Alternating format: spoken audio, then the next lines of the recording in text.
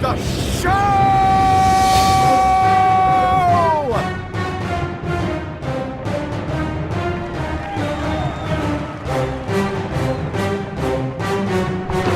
Bizarre show.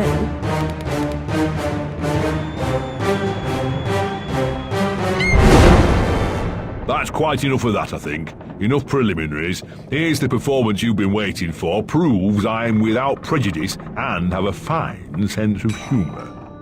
Sword and crown are worthless here. I invite everyone to dance. Labourers, lawyers, shirt and gown all make their little prance. This life is full of random deaths and heaps of grief and shame. So few are soothed by accident. You want someone to blame. Fire, plague and strange disease. Drowned, murdered or, if you please, a long fall down the basement stairs. None are expected. No one cares. I often must work very hard, sweat running down my skin. After the dance, I then must rest, and the eating can begin. Time to eat. Death is the ultimate equalizer. All have the right to be eaten. Get a knife, princess. Don't push. All will be served. So to speak. Wicked thing. Feasting while Wonderland is destroyed. I'm not the enemy you seek, Alice. I tried to hide this bit of Wonderland from that beast. Appeasement's never clean. We must all play our assigned roles. Are you a pawn or a queen? An idiot or a practiced fool? However this turns out, consider the prospect that you've been misled, Alice. Then ask, by whom? No! Who set that bloody train in motion? Where has it come from? It arrived when you arrived, and it's more horrible even than you can currently imagine. The death of a dream caterpillar may know how.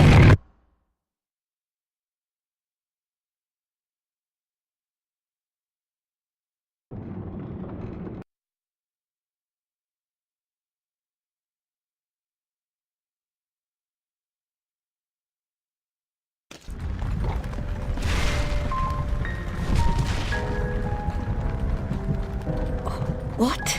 Oh, the blood in my mouth tastes like bile. Where's the brute that hit me, Nanny? Nasty prat's out cold. Not dead, and more's the pity. What did he want? What they all want. Money he didn't earn. What were you thinking, butting into that mess? You could have been killed. Nanny, my mind's in pieces. I still have terrible visions, and I need to know. About the fire. Same as always. You need to move on, Alice. So do I. Well, at least she's not spewing that asylum nonsense. My past is dead. I killed them. I should have saved them. I should have died. Her mind was in shambles. Radcliffe thought familiar faces would bring her round. After a year, he lost interest in her inheritance. Greedy sod. Still, always asking his bizarre questions. Heavy dose of madness, I'd say, but honesty's never the best policy in this life. When she wasn't comatose, she gaped, eyes like pinwheels, drooled, and occasionally screeched. Never uttered a sensible sound. And like the child she was, she kept her secrets close.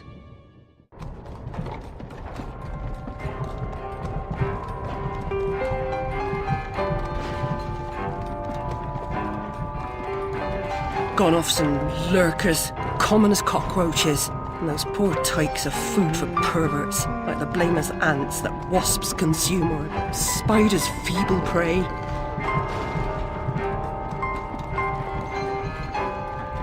You visited my room at Rutledge. What were you... recall that? Radcliffe paid me for a bit. A woman alone sometimes does what she doesn't particularly feel like doing. As you know. Nurse Whitler said you'd fallen on hard times. I'm no drunk like her. I'm hurting no one. Hooking's not a bad life. Except for the pimps. She also said you might have my rabbit.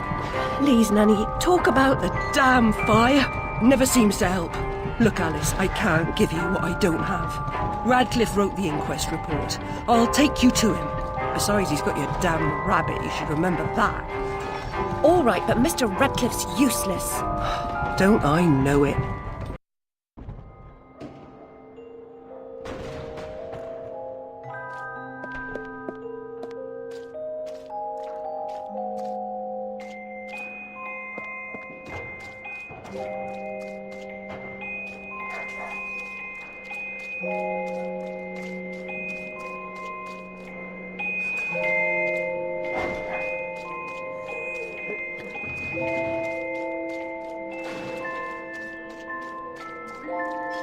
it to the ground, Bill?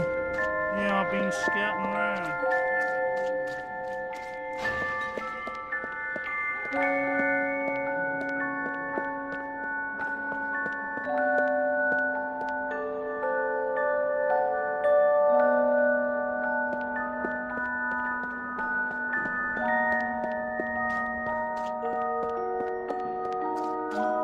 For that, I'll be glad to shake your hand, sir. Considering the nature of the good.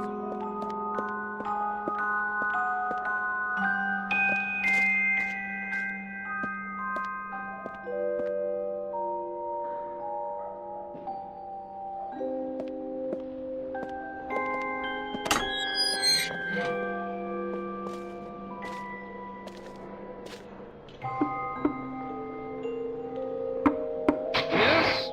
Who is it? Alice Liddell, Mr. Radcliffe. Ah, you're back. I suppose you better come up. Mind the latch.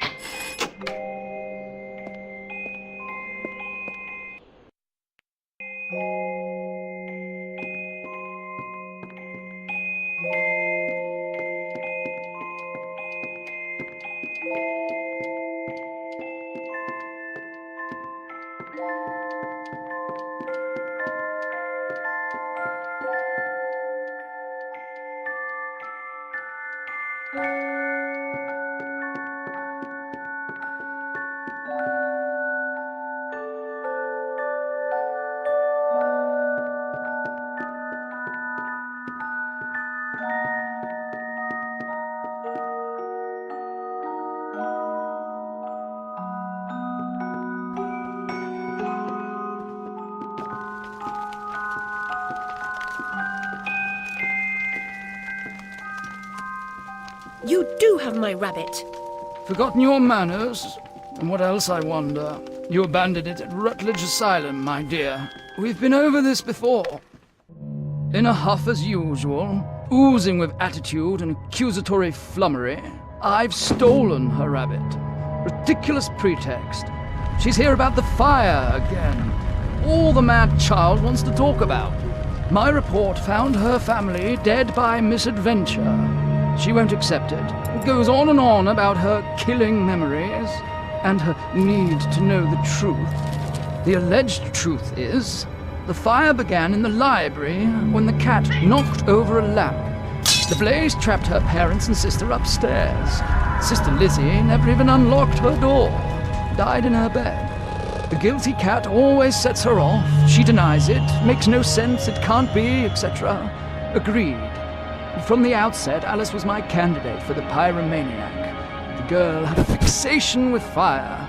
I once remarked that I thought she might have had a larger role in causing the tragedy. She suffered some sort of psychotic episode. Did I rip his head off? I wanted to. What's left of my brain will explode. Is it mad to pray for better hallucinations? Perhaps I'm fated to expire right here.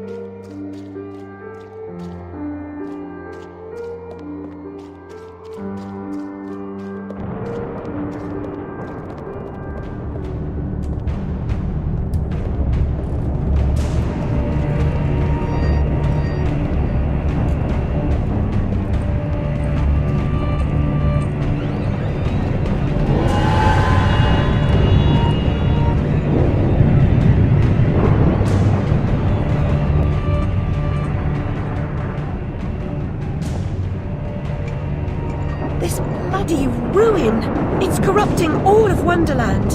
Seeking refuge from the wicked world? Perhaps things only look like they've gone to hell.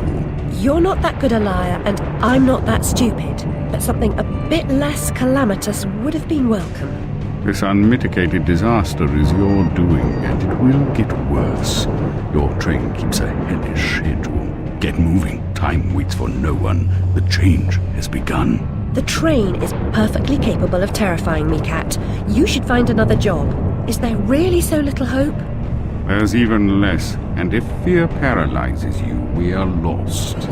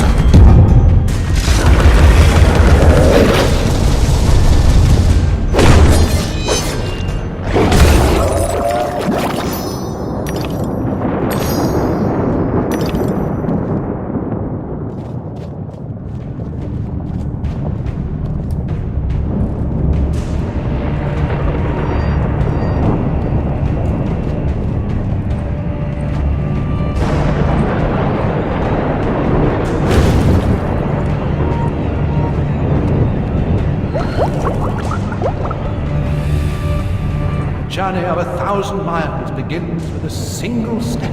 A single step off London Bridge could end my journey. Failure as your epitaph.